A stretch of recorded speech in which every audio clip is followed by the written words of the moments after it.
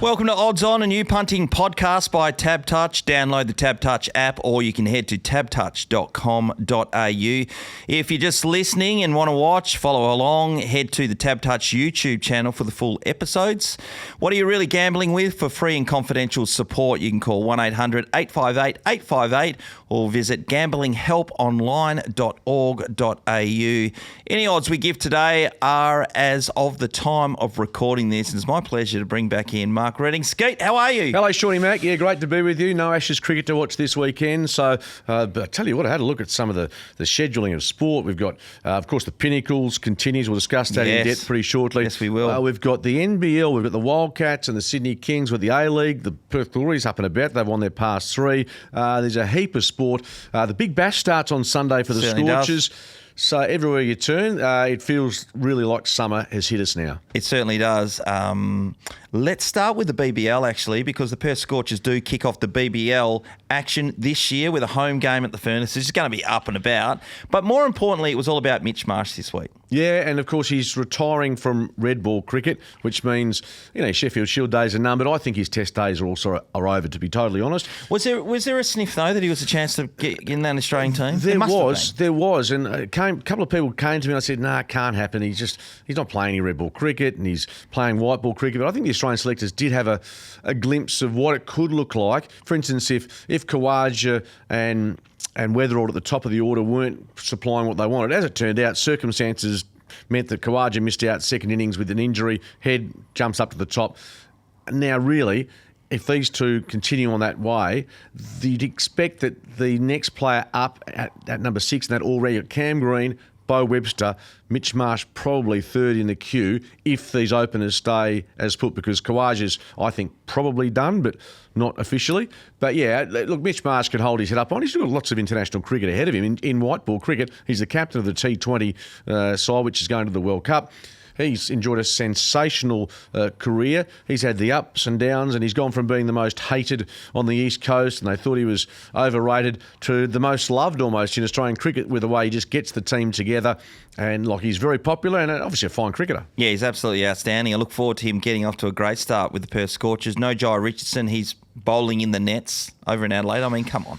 Yeah. He's not going to play in their team, so why is he there in the first place? Yeah, is that going to be beneficial rather than him steaming in Adoptus? Well, bottom line is, I think his priority, if he was to look ahead in the next month, it's if he gets a chance to play an Ashes Test match, say in Sydney, potentially Melbourne, if there's an injury or if someone needs a breather, or you play the Big Bash, you bowl 4 overs. Okay, fair call. So that's, I guess, the reason behind it. He can get in a good bulk of work because he's still coming back from that injury. So I reckon for him, even though he'd love to play for the Scorchers, I think if he's got any chance of playing in the Ashes, stay in the nets, get that workload in, and whether it's by an injury or management of whether it's a Stark or a Boland or whoever it is, if they're a bit sore at the back end of the season of the Ashes series, then he comes into line. It wasn't the Scorchers' year last year. They haven't made massive recruits to their team, but that's probably been the key with Adam Voges was coaching, that he had a stable lineup. They really know each other's games inside and out. It's probably time for, apart from Mitch Marsh, because if he goes berserk, we're winning, right? Yeah. And Cooper Connolly's the other one. If he has a season, then Perth should be playing finals. Well, we've got very heavy on the batting. Yeah, you think of some of the numbers. Finn Allen is a strike weapon from New Zealand. Great to see the most popular Englishman ever to come to WA. They got booed, they got abused, they got absolutely given an absolute gobful in the Test match. But Laurie Evans is back. Yeah, back. So he's massive. You mentioned Cooper Connolly, Ashton Turner. We're pretty well supplied in the batting department, and we take on the Sydney Sixers, who historically we have a great rivalry with. So, yeah, look, I always say when you go to the Big Bash, unlike when you go and watch the Dockers play, you want the Scorchers to win, you barrack hard, but when you leave the venue, life just returns to normal because it's not that sort of tribalism, I don't think, that comes with an AFL team. But I'll tell you what, the families love it, the kids love it. It's 3 hours. The weather's going to be bloody hot on Sunday, so it should be a fantastic occasion. I'd be surprised if they don't get 25,000, 30,000. Yeah, no doubt about it. Over to boxing, because we need to talk about Jake Paul's taking on Anthony Joshua. So Jake Paul's got himself in this space of YouTube where he's just being able to fight some big-name people that have retired like 100 years ago. Come on. That's where I haven't watched much of Jake Paul's progress since the Blue with the fight with Mike Tyson. On Netflix was amazing. And look, Tyson was done and dusted. As great as a boxer as he has been. And Jake Paul, I think at times was a little generous in not putting Mike to the sword when he had the chance. But yeah, is he legit? Is he a boxer that we should pay a bit more respect to? I must admit, I put my hand up. I'm not in the space to give an informed view as to how good or bad Jake Paul is in the ring. Boxing's one of those things where you have to keep fighting to be able to hone your craft. And you know, back in the day when Costa Tszyu was the champion, he had like 200 amateur fights in Russia. And then he comes into the big leagues and he's fighting all the time and he's fighting the best guys and winning. So Jake Paul hasn't done that. He's eyed off the weakest opponents with the biggest names, or Mike Tyson, who everyone loves for the cash. Anthony Joshua was a dead set. He throws bombs, man. He's not 40 years out of the game. So I would imagine, honestly, if Anthony Joshua was in half good nick, he should be able to beat him to an inch of his life. So this, you think, is his Jake Paul's legitimate test? This is one that you think that if he's a legitimate fighter and he wins this, then you say, okay, kudos, hats off to you. Yeah, but it just You're not sure about it gives you the feel that he's picked Anthony Joshua, and Joshua's just gone for another big payday, and no one's going to get knocked out or hurt. Okay, no, it's going to be fascinating to see that. And now, the question without notice, where do we watch it? That's always a guess. Is it Main Event? Is it on a Netflix carrier? We will be able to find it on YouTube because that's what will be streaming live. There we go. Yeah, absolutely. Bit of EPL action overnight. Actually, we've had Champions League stuff going around this week, some big-time games. Liverpool got a victory the other day. Without Mo Salah. But Mo Salah's the talking point. Clearly, Arne Slot is putting his foot down and saying, I run the team. You're not bigger than the game. You're out. You're essentially out of the team. How do you view that, being a Liverpool guy? Look, you have to. They've been in a world of pain. They had their worst run for decades in terms of consecutive losses, and that, the reigning champions. So they made some really high profile recruits. They spent a lot of money. But Mo Salah, I guess the most telling part about his omission from the starting lineup has been an interview he gave, very damning, I guess, on maybe the culture or what he thinks is the downfall. And yeah, that's created a lot of noise in English football about what his future is, how he fits into Liverpool. I think the manager's entitled to try and get this team off the ground. It means Mo Salah isn't playing for a short or an extended period, then so be it. But yeah, they're a must-watch because of what they have failed to do in the first half of the season. Because at the moment, it's Arsenal, Man City, and Arsenal stumbled last weekend. They're the two, and Chelsea in the discussion. Put Man United a chance to jump into the top four. Liverpool not anywhere to be seen really at this point. But have they turned it around? I think they had a win in the Champions League during the week. So yeah, it's a fascinating look, and Mo Salah's the centre of attention through all of that. Yeah, no doubt about it, he is. In the NBA, there's been the centre of attention 48 hours ago was LeBron James at the age of 97. He dominated 29 points, 8 rebounds, like 7 assists or something. But it was the last 10 minutes when the game was on the line. They just pretty much he had a steal, he had a block, and he just scored everything. How do you rate him? How do you rate him? Well, everyone throws out the analogy with is it Jordan? Is it LeBron? I mean, most people lean Jordan's way. Fair enough. Either way, if you're in that discussion, you're a damn good player. Now with Luka Doncic there, and they've got a really powerful offense, the Lakers, and they're, as we speak, not far away from playing in the NBA Cup against the San Antonio Spurs. The team that is just flying, just looks like they are destined to go back-to-back in the NBA, which is an incredible feat if it happens.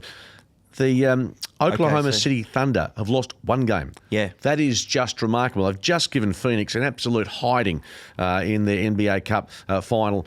So, look, when it comes to the Lakers, they're watchable. The LeBron factor, the Doncic, but the Thunder are the team that, in my eyes, are going to be so tough to beat long term. They've got still 4 number 1 picks to come in the next few years, that when they traded back in the day for Paul George and traded him out of their team, they got all these picks, draft picks. And it just reminds me of the Gold Coast Suns and Brisbane. And Brisbane winning and then getting these academy players for nothing who are top 10 players. This is what's happening with OKC. They got 4 in the next 4 years, Skeet. How the hell are you going to beat them? Yeah, it's a good question. Because there's only, getting back to it, there's only 12 guys to suit up every night versus, 24 on a team. One person makes a massive difference. If they bring in another gun, man, they can just keep staying up the top. Yeah, absolutely. And of course, now we've also got the lottery down the bottom end when the draft takes place. So that plays into it. But you're right. Either they've planned this brilliantly or they've had a bit of fortune along the way. But OKC, we talked about the Jordan era with the Chicago Bulls, and they're so hard to come by that, at that level to win 2-3 in a row, or certainly in a short space of time. The Dallas Cowboys did it in the NFL in the 90s. But this is a team that is so well placed, partially because of the team they've got, but also because of the draft hand that they've manufactured. Yeah, they certainly have. The F1s finished last weekend. Lando Norris, not surprisingly, taking the win after finishing third there. So his bonus was something like 55 million Australian dollars, his bonus. So he's going to walk away at the season ends with about 85 million Australian dollars. This is Lando or Oscar? Lando. And I know Oscar's got a bonus as well out of it. So Oscar's salary is 14, large, and then he's got something like 43 or 44 million bonus Australian dollars. Max Verstappen, he's the highest paid guy. He's on about 115 mil. Lewis Hamilton's on, I think, 70. It's scary. And look, Max Verstappen, he didn't win the championship, but holy dooly, what I'm a with you, performance. mate. He was 100 points down, and to get as close as he did. Now, as it turned out, the final race of the season was a bit of a anticlimax in many ways as it played out. Norris did what he had to do. Unfortunately, Oscar couldn't grab the checkered flag, and Verstappen just, drove brilliantly again.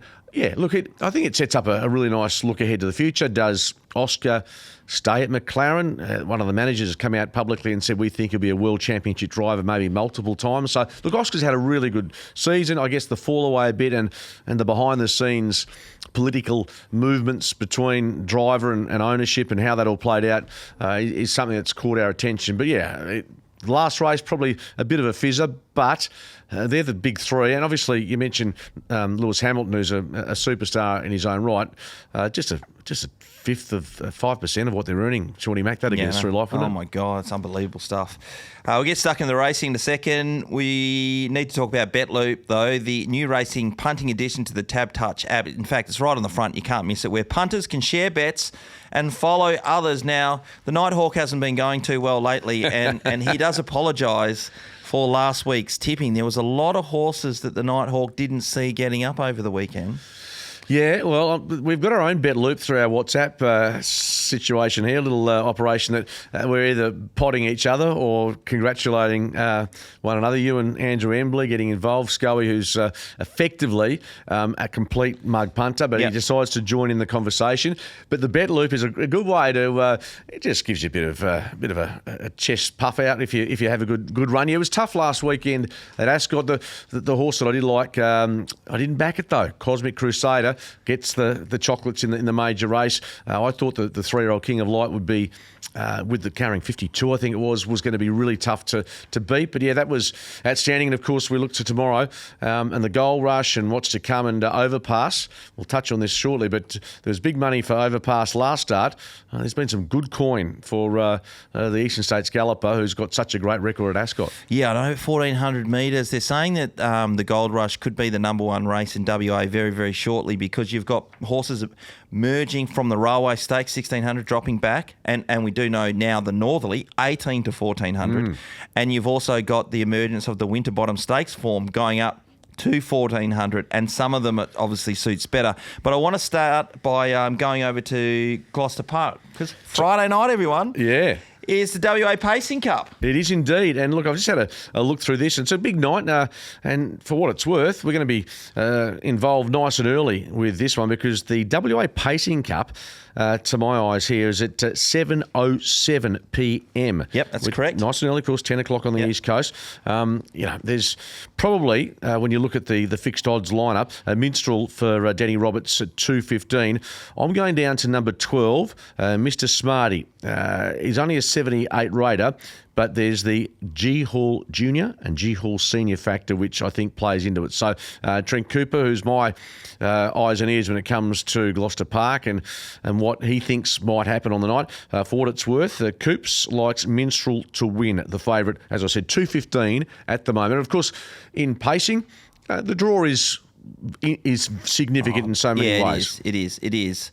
So my dad has been a part of many WA Pacing Cup victories. Okay. He was an owner of Baltic Eagle, and Yes. when we were younger, we were out at Gloucester Park GP on a Friday night and just watching the great horse go around. I've never been involved so emotionally with a horse ever in my life. This thing was the hardest motherfucker of all time, for want of a better term.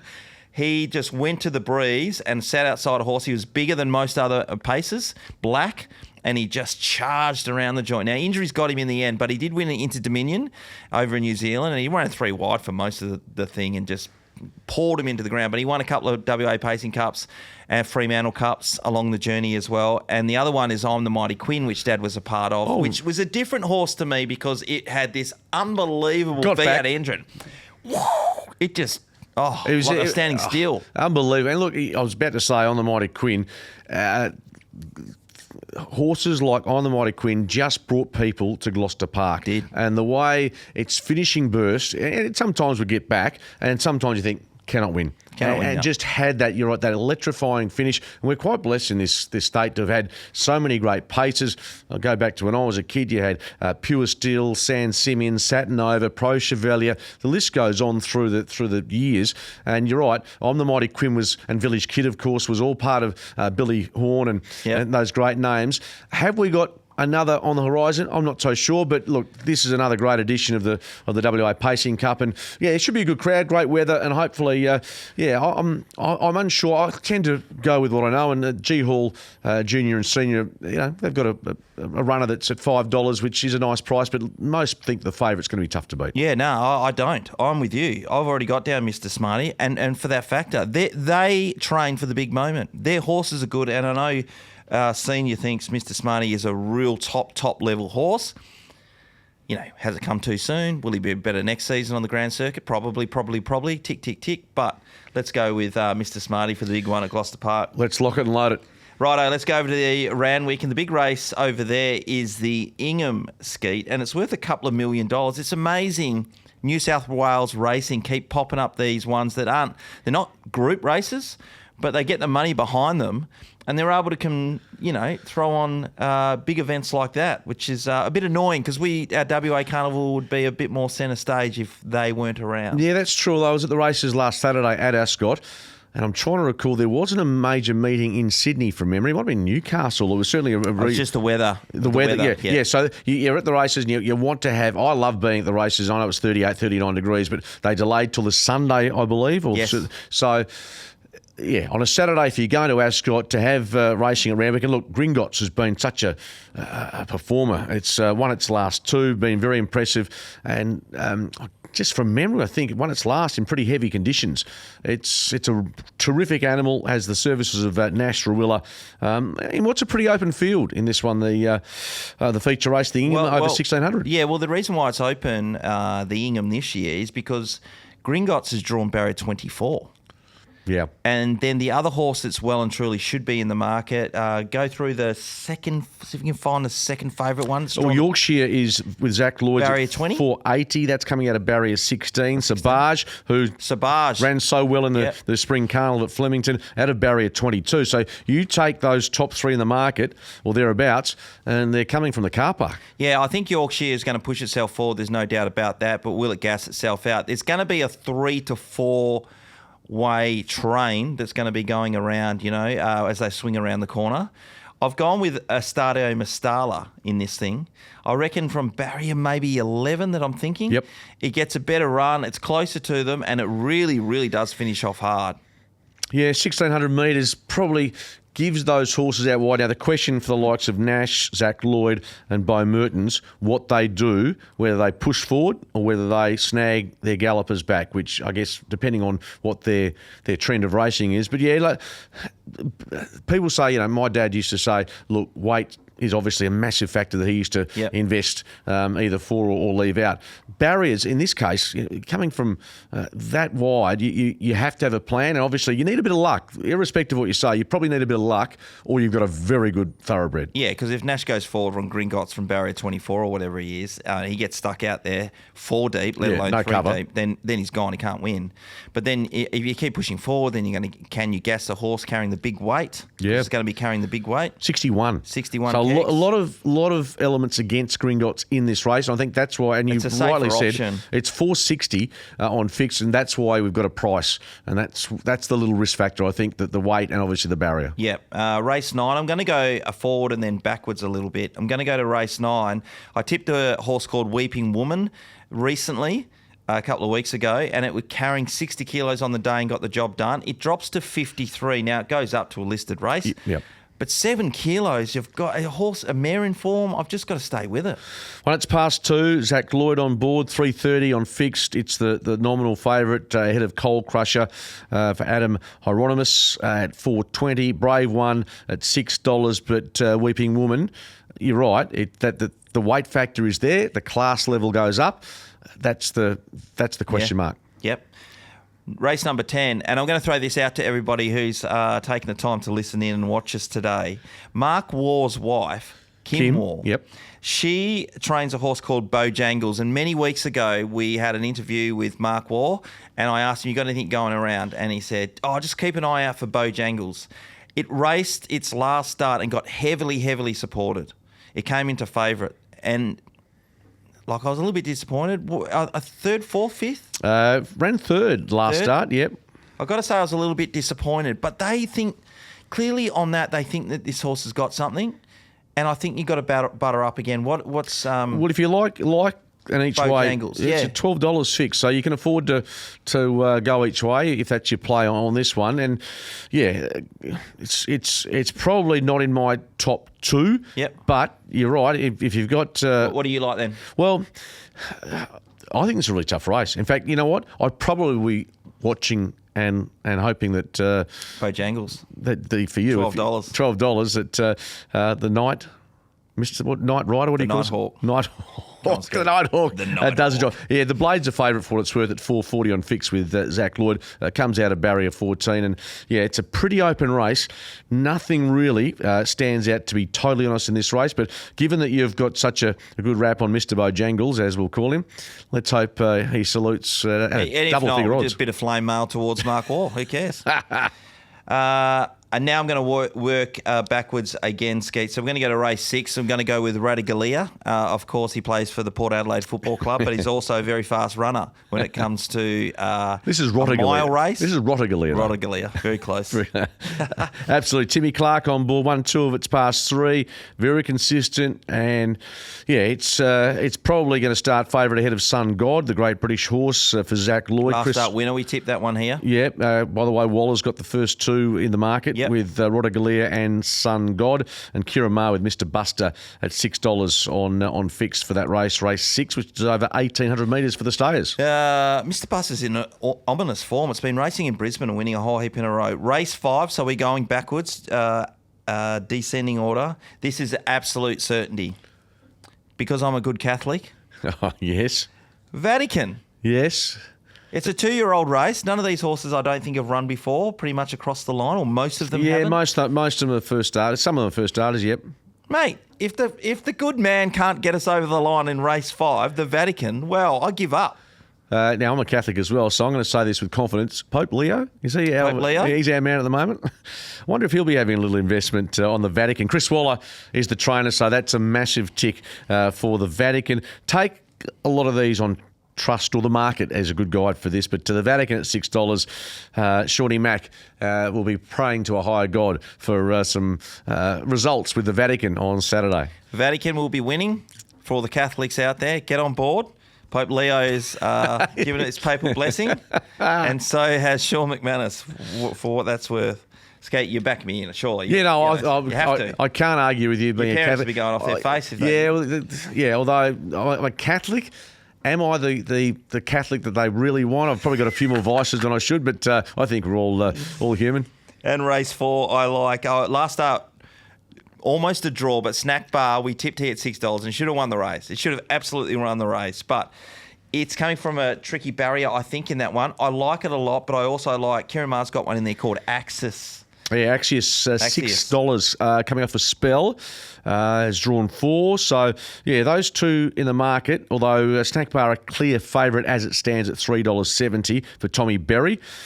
Drawn pretty wide in a 1,200-metre race at 16, so that's a little query. Yeah, that's the tough one there, because when you're the real widest, it does make it tough. But Axios is the other one in that one that I like, those two horses. 2-horse bet. I actually thought Snack Bar was my best bet of the week, but then I realised the barriers. It took me a little bit to get over that, and I know Axios will run really well. I'm confident it will run a really good race.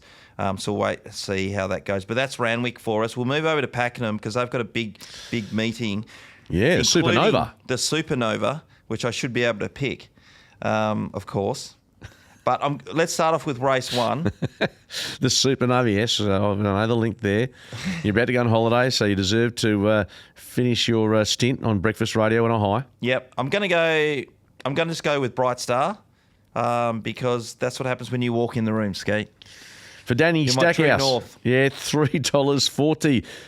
Yeah, that's early in the day, isn't it? That's going to be, trying to look at the time here, but it's going to be probably about 9 o'clock our time. We'll be up and about early to look at race 1 at Pakenham, over 1,000 metres. It's for 2-year-olds. I've got a bit of a rule. Yes. I don't touch 2-year-olds. Yeah, nah. When it comes to... no, except for the Vatican. Yeah, that's true. That's probably just going to be in your bank account, not mine. Okay. Bright Star, you pick in the opener at Pakenham? Yeah, I did like the top weight, but now that he's scratched that, I will move on. Race 2, Chocolates is a horse I keep backing up on. I backed it its first up start. It's a really good horse with Kieran Maher, and it won convincingly, and then I was just waiting for it to run again, and it comes to Flemington, and I just heavily backed it. I had enough on it, and it ran terribly, and then I thought, well, that was too bad to be true, so I backed up again, and then it ran terribly again. So what do? Do we go again? Well, you got to, as you said to me a few weeks ago when we did this show, you had a theme. You just had to pick and stick, and maybe that's the case because there's nothing worse if you've been on a horse for a couple of weeks or at least one, and then you've jumped off and it gets up. You look at the TV and you look at yourself in the mirror and say, "Why? All right, Chocolates it is. That's our bet then. Skeet's talked me into it. Race 3 is an interesting one. Another horse that we tipped on this show is called Jenny Gone Bonkers, and I thought I had it as my best bet, and it just... Again, it didn't live up to the level. I think in the end, when we were doing the show, it was going around about $2.30, $2.40. So, you're not going to become a millionaire. But it jumped at $1.60. Short enough. Yep. And it ran backwards over the last 50 metres, which is tough to do if you're a horse. That being said, pretty consistent, although it's run a drum 7 starts for just the 1 win, 4 seconds and a third. So it's invariably amongst the money. You'd want to be at that price as well. $2.65 is the price that's being offered at the moment. So, yeah, that's you're right. Probably 7 starts for 1 win. I'd like to see the ratio a little bit higher. But, look, on what we've seen, probably the best horse in the field here. Yeah, I'm going to let that one go, actually. I'm going to back Astral Flame. Which is Enver Yusufovic, who at Pakenham is a bit of a specialist. Okay. So I'm going to go with him as my main bet in that one. Race 4 is an interesting one because this being Chelly is in really good form. It's Mick Price and Michael Kent, who those guys are great trainers. Yeah. They're so good. Yeah, they've got a terrific record. Logan Bates with the 2-kilo claim. And $3.50, just as we speak, just shortened to $3.40. So someone's just, Shawnee Max just said, thank you very much. Sweethearted next in line. There's a couple of double-figure chances there, but as it stands, you think being Shelley, the horse that you like, I'm guessing, will start favourite. And for what it's worth, Glenn Ingram, who gives us his best bets, he said suggested bet, none. Oh, yeah, okay, it's one of those races. That's according to Glenn, yeah. Okay, we're going to go past race 5 because it's a bit of a raffle. Race 6, I'll probably end up having a bet, and that'll be on the bottom weight, which is Medea. And that's with the Ben and Will and JD Hayes. Its last start was at Cranbourne, and it was went around as $3.20, and it was in restricted room. It was right at the back. There was a lot of excuses, and $3.20, let the market be the guide.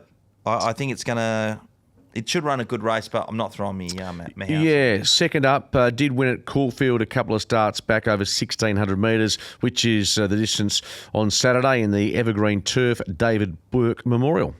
Okay, this is where it gets interesting. The Pakenham Cup comes up at race 7. It does indeed. I'll tell you what, this is looks like an open race. Certainly the market suggests that. We've got Skipper's Canyon at $4.40, Black Run at $5.50, Etna Rosso at $6, and Ziriab at $8. So the market hasn't really found a clear-cut favourite at this point. No, it certainly hasn't. But the winner's going to be Ziriab.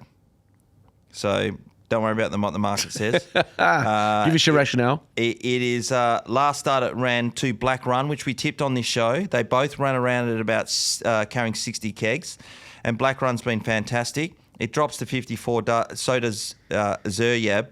But I just think that the extra fitness, this horse has taken a little while to turn the corner, and it's by Kieran Maher, staying race. It's going for a cup.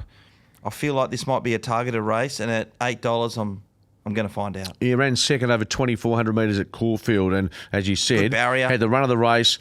Gets a gun run here from the 4, Michael D in the saddle, Kieran Maher, the trainer, $8. And look, any thoughts, Skeet? Each way, I think at this point, I'm probably going to lean with the Craig Williams mount, Etna Rosso, but again, I'm not convinced with barrier 18 carrying 59.5 kilos. I'll probably on the day have a look. I'm a bit of a market mover type guy as well. Good idea. I mean, I know it's a bit of a cheap way of going about it, but if you're unsure, the market sometimes tells you which way to head. And I'm not going to throw a lot at this race, but I'll certainly have a look at the Pakenham Cup. It's a really good point, everybody out there. The market movers is a really good opportunity to just suss out what's going on. Well, yeah, and what's going on. If you can get that as a bit of a guide, sometimes it leads you in completely the wrong direction. But invariably, there's smoke, there's fire. Yeah. Anyway, Ziriab will be a market mover. There you go. Moving on to race 8, and this is a supernova, so this is worth $1 million. Pretty sure it is. Private Eye comes down from Sydney. Joe Pride. This horse is an absolute marvel. Reckons it's trialled really well. There'll be no excuses for this horse to be able to run an absolute cracker. It last race in a Group 1, the Russell Balding, which Jimmy the Star won. Lady Shenandoah, Marzu, really big time horses here. It drew a bad barrier, so it ended up being 15th at the 400, but it comes back to Melbourne.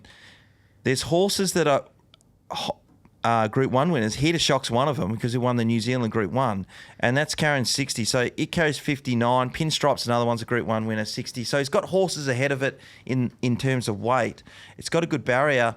I don't see too many excuses. No, I think you're right there. It's had the 9 starts at this distance for 3 firsts, 3 seconds and 2 thirds. So on that basis, it certainly does like this distance. Never run at the track previously. It's got a pretty handy career prize money next to its name, $12 million. Oh, unbelievable. It's a 48 starts. So the services of Craig Williams, as you said, it's got a lovely barrier, and no surprise that from the races we've spoken of, probably the shortest price at $2.20 as we speak.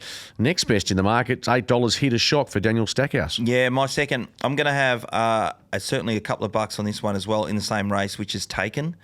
And it's Mick Price and Michael Kent Jr., $11. His first up run, they all thought it was underdone a bit. The people from the yard were saying, I'm not sure. It looks like he's not as fit as he could get to, even though it's an outstanding horse. Anyway, he beat him on class alone, and he's coming off the back of 5 wins in a line, 5 wins in a line, and he's had a solid month before. So they would have just getting him ticking along, fitter, $11.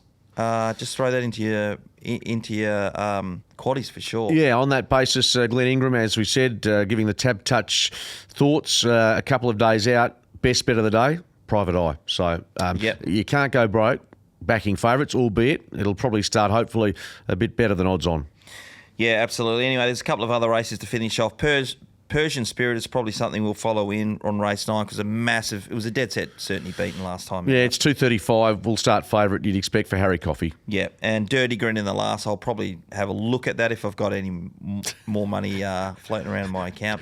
So Dirty Grin or Joker's Grin? That's a question. Yeah. Dirty Grin for you. Yeah, absolutely. Now let's go over to Perth because it is Pinnacle's time, the last race of what's been a huge carnival so far.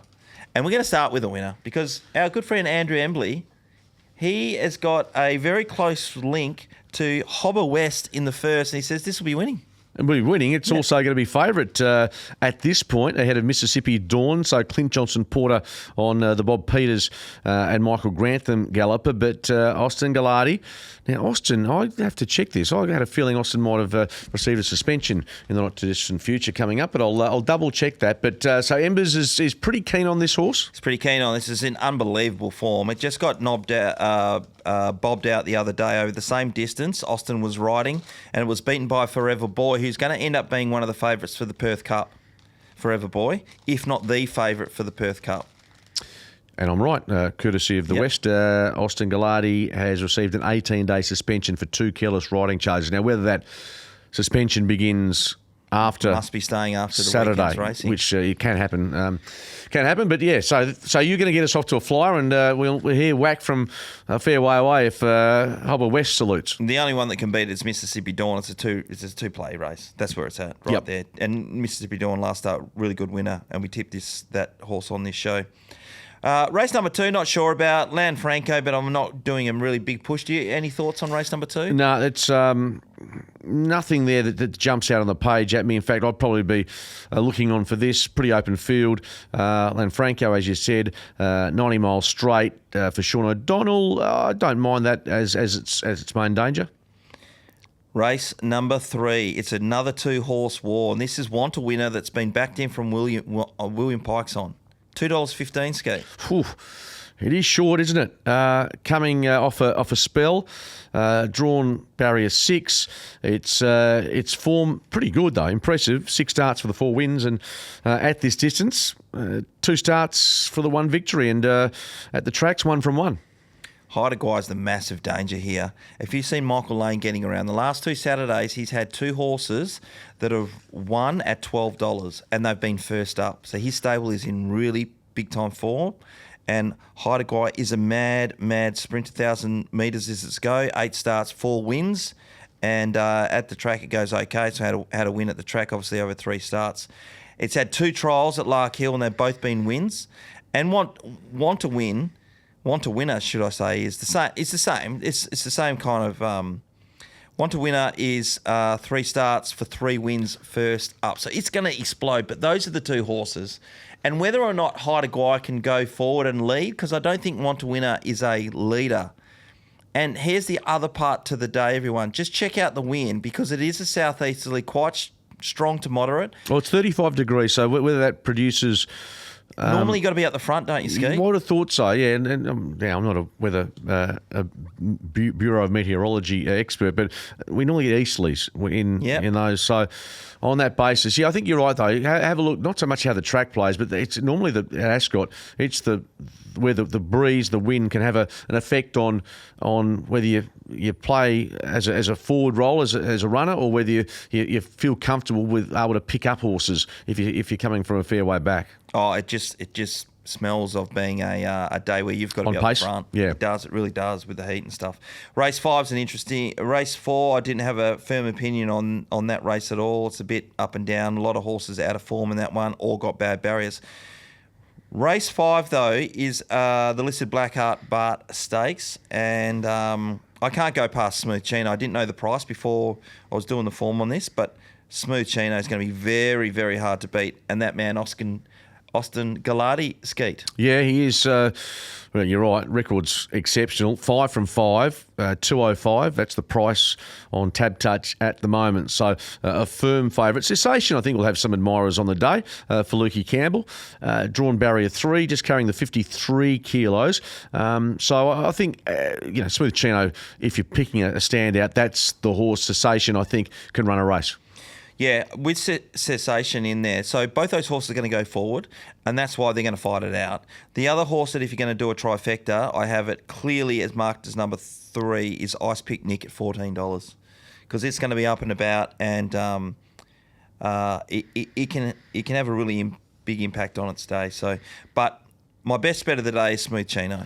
Yeah, I've got a mate of mine who's a connection of Yonga Lass, and I remember being at the races. This is going back probably 12 months, and Yonga Lass produced an extraordinary finish to win at this track. In fact, got a pretty good record. It's a double figure odds, $18, but 12 starts for the 3 wins, but it showed a wonderful pickup over the last 200 or 300 metres.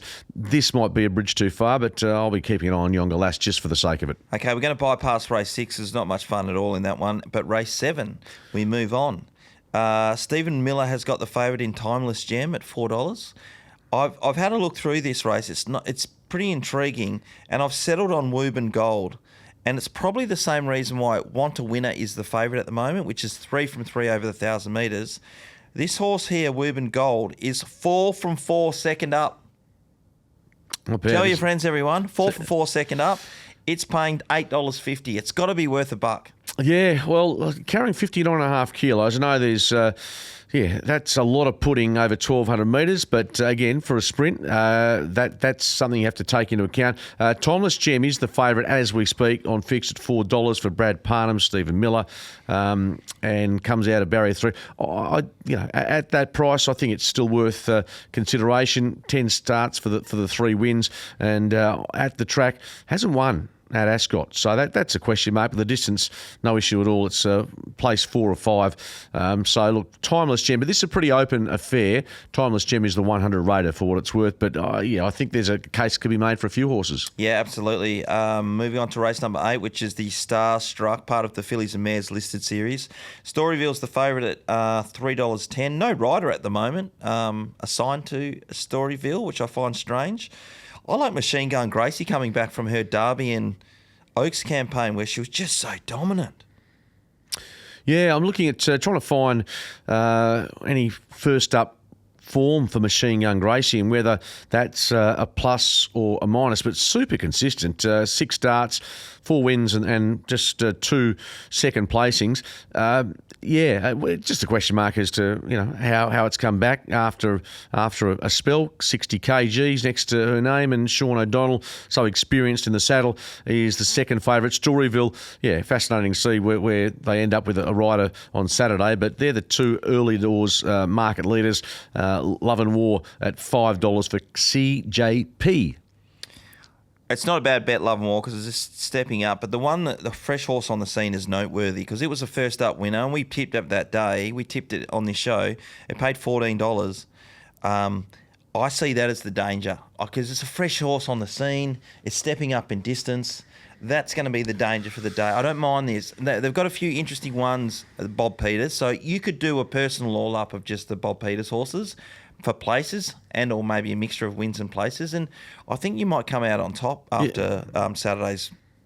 Yeah, and Noteworthy has won second up previously, so that's a point to note. Chris Parnham, $7.50, as you said, got the job done last start, and that's a pretty attractive price if you're prepared to, as you say, not necessarily just run a drum, as they say. That would be a horse that you'd have to put in your multiples at some stage. The $1.5 million Gold Rush is the one to go for, and Overpass Skeet is being heavily commissioned in this race, 1,400 metres.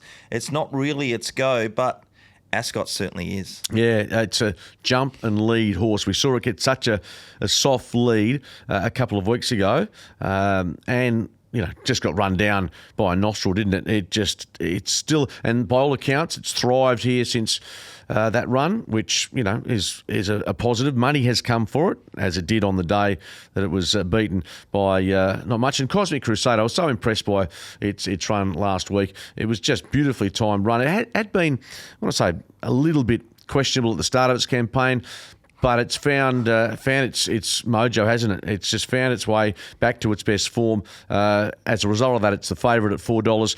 Interested in your thoughts on Joker's Grin with Shaun O'Donnell, Barry at 10, whether this star on the rise has got the weapons and the tools to knock over either Overpass or Cosmic Crusader. Look, I think it has. I think it's got such a big motor that 1,400 metres, the size of the horse, it is a beast. Should be able to do that. But when you look at the makeup of the race, it's Overpasses again to jog out in front, Skeet. Yeah, well, and that's, as I say, last start, it just got a very soft lead, didn't it? And whether the other jock, if someone is prepared, another jock's prepared to take on Overpass, but then again, if you're doing that with your galloper, does that essentially rule you out of what your horse can do over the last 300 or 400 metres? So yeah, Overpass is the natural leader. Cosmic Crusader will be looking, I'm reckoning, for a midfield forwardish position, and Joker's Grin. I'm not sure where you think that ideal spot for it in running is, but yeah, you don't want to be giving Overpass at Ascot, depending, as we said, on the wind conditions. If it's got 2 or 3 lengths on the bend, that's a mighty mountain to climb if you're one of those other gallopers. Yeah, no doubt about it. The horse is going to keep it company is going to be Comfort Me, but if the wind and the track's playing the way we think it's going to play, it's going to be mighty hard to beat. I'm going to say that let's pretend it's a equal playing surface for everybody out there. I'm going to go with Rope Them In. That's me bet for the day on this race. Okay, so you've gone outside the big three, I guess, in many ways. Yeah. And I reckon you'll get a better price on the day. So $6.50. I think you should cool your jets, because I reckon the money people. If I'm out there and I know horses, I'll go, Western Empire, it's a champion. I might have a couple of bucks. Cosmic Crusader, just seen that win a Group 1, 1,800 metres down to 1,400 metres. I've got to have a buck. Overpass, well, international. Ray Magnerio, I'm a wrestling fan. I've got to go for Ray. Willie Pike's on board. Rope Them In, Steve Wolf, Sean McGrady. No one's going to be speaking about them at the same level. Yeah, it was a pretty good run in the Asian Bow, wasn't it? Second by less than half a length, and was pretty good in the Winterbottom. Group 1 over 1,200 metres, made a bit of ground. Look, I'm going to stick with Overpass. Okay. I thought it was really not unlucky because it led and it just fell a lip short. The 1,400 metres is at a tiny question mark as to whether that's going to test it. But I just think at $4.20, that's a price I'm comfortable with. If it gets beaten, and so be it. But it's been such a proven runner over here. I'm happy to stick with the Interstater. Righto. Overpass it is for you. Rope Them In for me. And finally, the Get Out Stakes, which are out. And, I mean, obviously, if you're doing a quad, you're going to throw in Willie Pike, who's on the favourite, Hey Pinot, which is $3.20 Skeet. But there's a couple in here. So if I was doing a quaddie, I'll throw them out for them just quickly. So Just St. James is coming back from running at Gero, ran a good race. It's carrying the price down, though. That's not easy. Santanova's right at the top there. Monique. I'm throwing in a lot in this last thing with discretion, which I'd love a kind of middle distance horse returning. But my bet is Return of the Mac. Lucy Fiore has the ride, and yeah, it's well weighted at 55 kilos, 550 on fixed as we speak. Won the Northern Maiden going back a bit, and was the performance after getting back was outstanding in the Bunbury. Then Bunbury by 3 lengths was outstanding. Second up, possibly. But, as you said, there's going to be lots of money for Hey Pino, if for no other reason than William Pike, the wizard, who I'm not sure what his stats are in the last 12 months, but I know a couple of weeks ago he rode the winner of the last, and you wouldn't put it past him. No, you wouldn't at all. But Return of the Mac for me, that will be winning the last race. A couple of omen bets for you this weekend. Yeah, that's why I was going for it, mate. We've got the Vatican, we've got bloody Return of the Mac. And I was watching, dare I say, I've got a daughter called Olivia, and Olivia Rose. I've got a Georgia Rose. So that one yesterday at Sandown. I watched that race. Yeah. That was bloody good. That was $12 or something. Did I back it? More? Did I back it? No.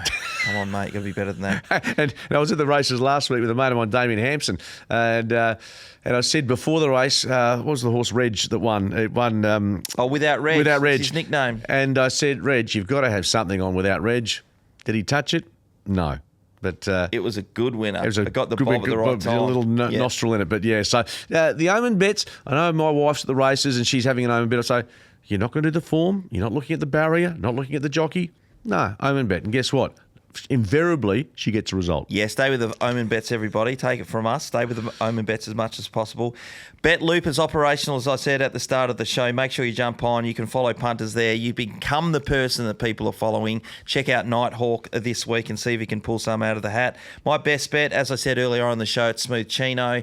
It can only be beaten by Cessation. It can only be beaten by that. So I say there's a 50-50 bet, but more so it's in good form, drops a few kilos. Austin's riding really well. What do you like as your best this week? Skeet? You know what? You've taken a very short price on Smooth Trainer, which I like. I'm going to double down and say Overpass wins the Gold Rush at $4.20. If you can get that price, grab it, jump on it. And if it gets run down, so be it. I'll be at the car park and gone home. Oh, mate, that is a good price. Good betting. Yep, absolutely. I love your conviction there. For everybody, by the way, what are you really gambling with? For free and confidential support, you can call 1-800-858 or visit gamblinghelponline.org.au. Skeet, this has been a great deal of fun. Let's see if we can get some winners. Enjoy the weekend. Chances are you're about to lose. For free and confidential support, visit gamblinghelpline.org.au.